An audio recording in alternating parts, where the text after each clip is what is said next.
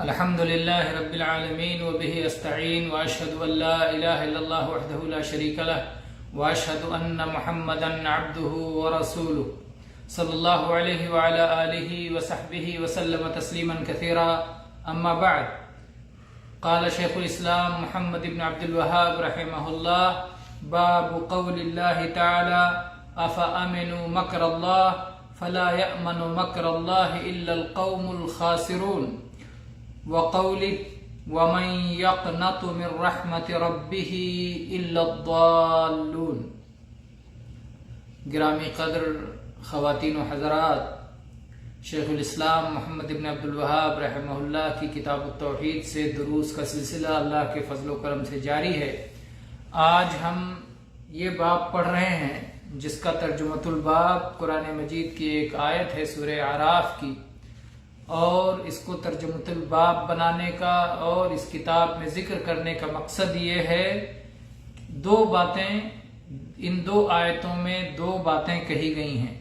ایک تو یہ کہ اللہ کی خفیہ تدبیر سے وہی لوگ اپنے آپ کو مامون سمجھتے ہیں جن کے لیے خسارہ مقدر ہے، جو ہلاک ہونے والے ہیں، جو گھاٹا اٹھانے والے ہیں، جو ٹوٹا اٹھانے والے ہیں، جو اپنا نقصان کرنے والے ہیں. وہی لوگ اللہ کی خفیہ تدبیر سے، اللہ کی چال سے اپنے آپ کو محفوظ سمجھتے ہیں، اللہ سے بے خوف رہتے ہیں، اللہ سے ڈرتے نہیں ہیں، اللہ کے عذاب سے اپنے دلوں میں خوف کی کیفیت نہیں پاتے. تو اللہ کے عذاب کا خوف ہونا چاہیے ایک بندے کے دل میں، اسے نڈر اور بے خوف اس معاملے میں نہیں ہونا چاہیے. لیکن اس کے مقابلے میں دوسری چیز بھی ہے کہ مایوس بھی نہیں ہونا چاہیے، جیسا کہ فرمایا سورہ حجر میں: وَمَن يَقْنَطُ مِن رَحْمَةِ رَبِّهِ إِلَّا الضَّالُّونَ، اور اپنے رب کی رحمت سے کون مایوس ہوگا سوائے اس کے جو بھٹکا ہوا ہو، جو راہ راست سے الگ ہو گیا ہو، جو صراط مستقیم سے گمراہ ہو گیا ہو، تو وہی اللہ کی رحمت سے مایوس ہوگا. تو یہ دونوں چیزیں گناہ کبیرہ ہیں: اللہ کے عذاب سے بے خوف ہو جانا، اللہ کا خوف نہ رکھنا، اور اللہ سے امیدیں توڑ لینا، اللہ سے مایوس ہو جانا اور اللہ کی رحمت کی امید دل میں نہ رکھنا. یہ دونوں گناہ کبیرہ ہیں جن کا ذکر کیا گیا ہے، اور یہ انسان کی توحید کو کم کرنے کا سبب بنتی ہیں. خوف اور امید یہی ایمانی فضاؤں میں اڑنے کے لیے ایک صاحب ایمان کے دو بازو ہیں، دو پر ہیں. ان پروں سے وہ ایمانی فضاؤں میں اڑتا ہے. اگر کوئی بھی ایک پر ٹوٹ جائے تو پھر وہ ایمان کی فضا میں اڑ نہیں سکتا.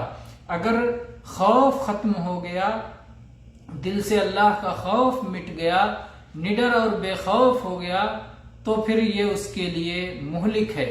ایسے ہی اگر مایوس ہو گیا اور اللہ سے اپنی امیدیں ختم کر دیں، اللہ کی رحمتوں کی وسعتوں کو بھول کر اللہ کی رحمت سے مایوس ہو گیا، تو پھر وہ بھی ہلاکت کا سبب ہے.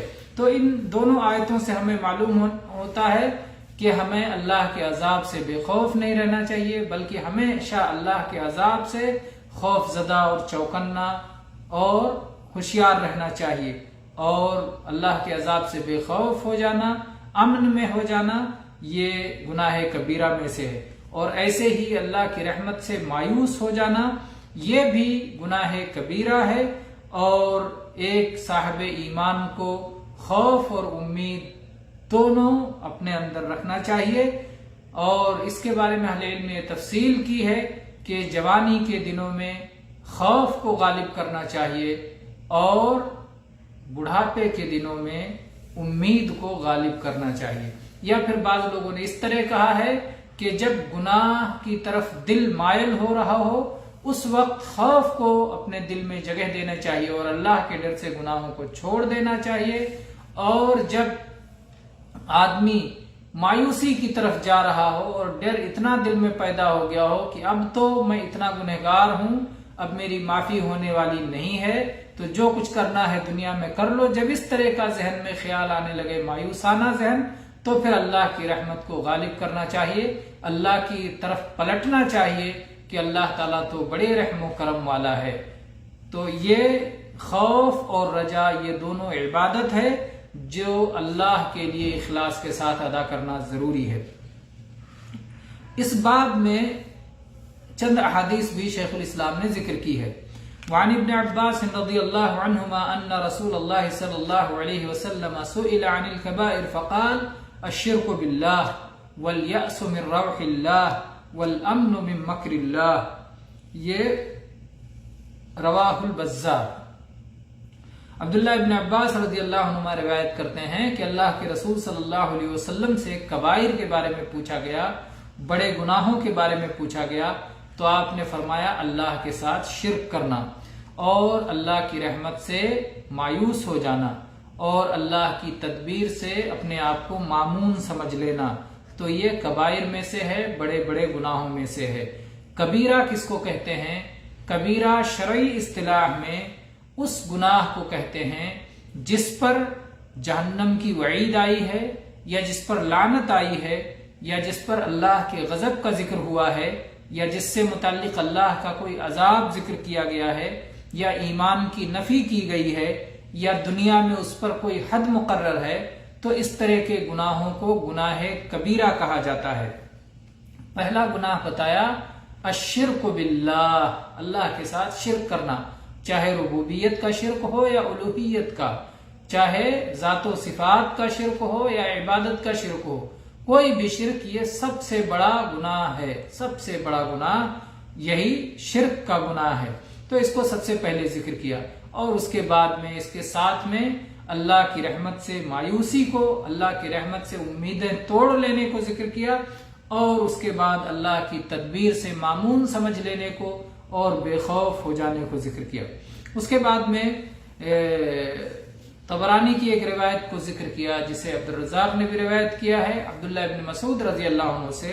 آئیے عربی عبارت پڑھ لیتے ہیں۔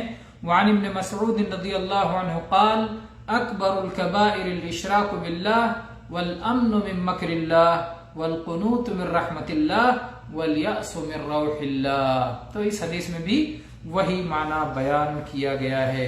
اس سے معلوم ہوتا ہے کہ اللہ کے عذاب سے بے خوف ہو جانا حرام ہے، اور ایسے ہی اللہ کی رحمت سے مایوس ہونا حرام ہے، اور شرک سب سے بڑا گناہ ہے، اور بندے کا فریضہ ہے کہ بندہ خوف اور امیدوں کے ساتھ اپنی زندگی گزارے، اللہ کے عذاب کا خوف بھی رکھے، اور اس کی بنیاد پر حق اور راستی پر قائم رہے، اور اللہ کی رحمت کی امید بھی رکھے، جس کے ذریعے سے وہ غلط راہوں پر جانے سے اور مایوس ہو جانے سے بچے۔